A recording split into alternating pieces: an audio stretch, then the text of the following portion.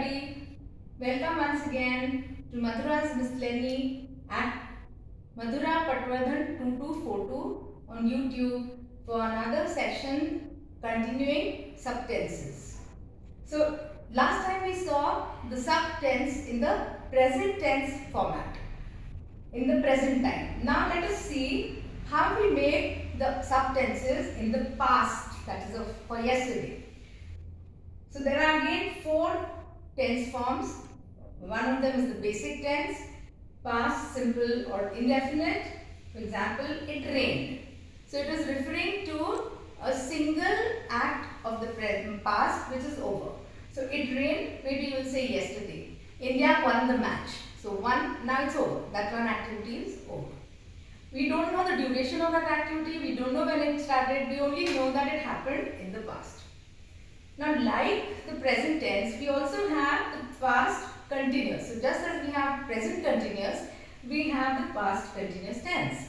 So, it was raining. Now, if I say it was raining, it implies some time in the past. But generally, the question that arises is, it was raining when? So, we give some other action which will serve as the adverb for then. Okay, so we have it was raining when he came. And for the second one, you will always, or if you use, even if you use it first, this is telling us the starting point of, this is telling us at what time in the past it was happening. So when he came, what was happening? It was raining. So then it was raining. And here we have to use the simple. We cannot say it was raining when he was coming. No, we cannot say that. It was raining when he came. So we are here using came, which is past simple. Then we come to past perfect. So we are now talking about an action which was completed sometime in the past. So it started a little before in the past, and it got completed also in the past. So again, we have to use some kind of adverbial phrase or clause, this is called a clause because it's got a verb in it, to show when that activity of the past was completed. So, it had rained when he came. Now, it had rained when he came means that it was no longer raining. Okay, it had stopped when he came.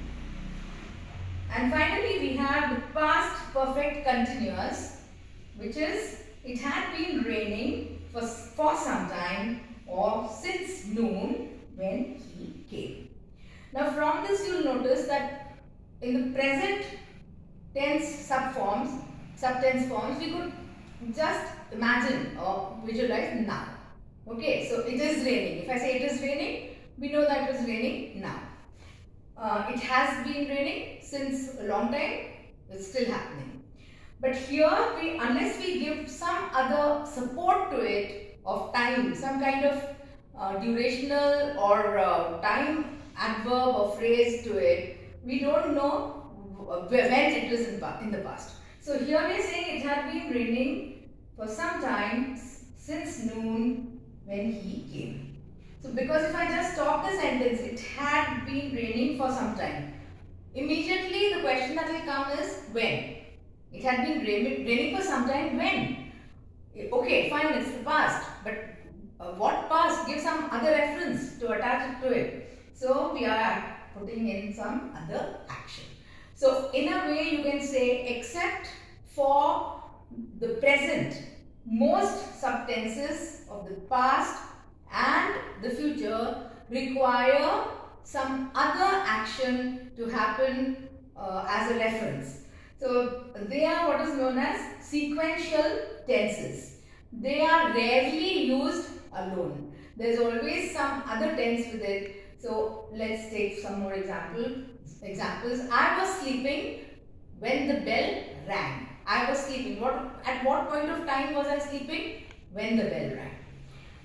I had slept when the bell rang. If I say that, that means that I completed my siesta when the bell rang.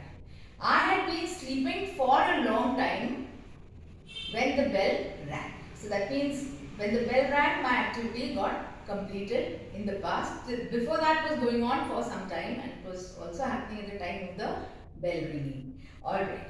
So here we've seen that there are 4 subtenses, but in the past tense, the main past tense, the simple or the indefinite tense, we need to put some other time sequence. Okay, so that's all for now. Next time we shall be discussing the future tense. That is, it's just the same. You know, it is the nature of the action, when it started, when did it end, was it happening at the time of speaking, will it be happening at the time of thinking about it. So it's just very logical. Think of what time it is and what kind of activity it is. Combine the two and study the tense forms. It is very important to study the correct tense forms. So if I say, many of us get confused. If I say, he had breakfast. He had, not 2 hands. How can he have 2 hands? So the simple trick is to think that to substitute the second, for the second hand, substitute some other word. So if I say he had, this sentence is not incorrect. He had lunch when he left, when I came. Now, simple way is to use another verb for the second had. He had, what do we do to lunch? We eat. So, he had eaten. Okay, you can say he had eaten.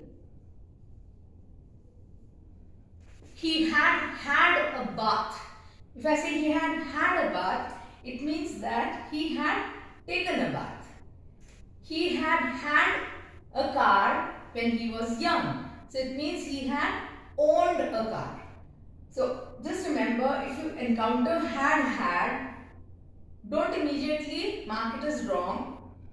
Just substitute an appropriate verb for the second had and you will get to know whether it is right or wrong.